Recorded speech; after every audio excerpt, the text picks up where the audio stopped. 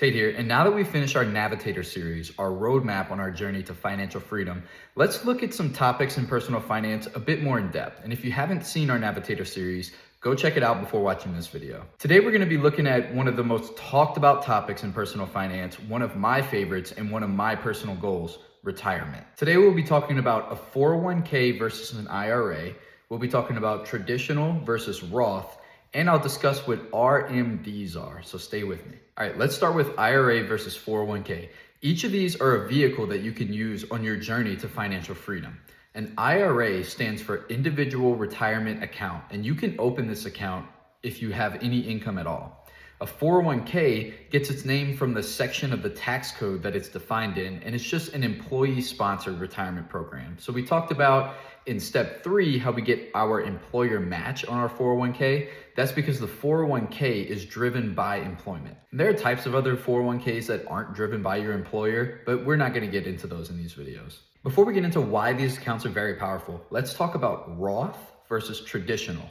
Roth is just a flavor of a vehicle, right? So you can have a Roth 401k or a Roth IRA. Same with traditional. The distinct difference between Roth and traditional is when you pay the tax for that money that you're investing.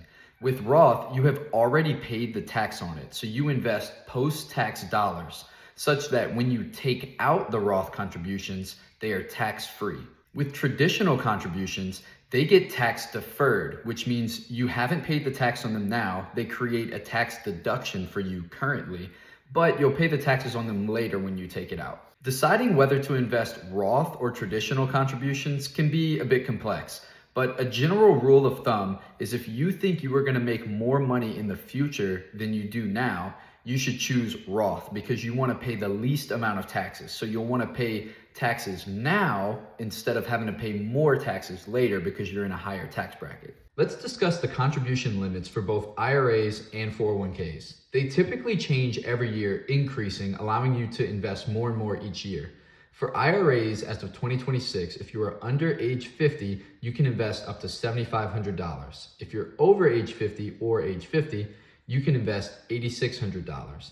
And for 401ks, the limit is $24,500. For 401ks, it doesn't matter how much money you make, you can always contribute up to the limit. However, for IRAs, the amount that you can contribute is capped by how much you make. So you can reference this chart here to get all of the numbers, but just know if you end up making too much money in a year, you may not be eligible to contribute to an IRA, which is a decent problem to have.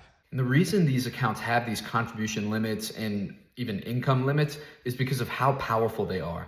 These two accounts for the majority of people will be the main factor to retirement. And although I mentioned earlier that you typically want to do Roth if you think you'll end up making more money in the future, it's important to note that you always want a good mix between traditional and Roth because later in life, when it's time to retire, there's going to be certain tax implications with both. So having a good mix between those two assets is a great idea. One of those tax implications that I mentioned is called RMDs, Required Minimum Distributions. And these are basically the government telling you you must withdraw a certain amount of money every single year, even if you don't necessarily want to do that. For a lot of people, this isn't really a factor, and it takes effect at age 73, and it should soon jump to age 75. So it's not anything to worry about anytime soon. However, RMDs only go into effect for traditional contributions. So this is why it's a good idea to have a mix because those Roth contributions cannot be affected by RMDs. And the reason we want to avoid RMDs as much as possible is because you could end up paying more taxes than you intend to because you have too much traditional contributions. That's all I'm going to discuss in retirement. But if you want more information, we have a 22-page free resource that goes very in-depth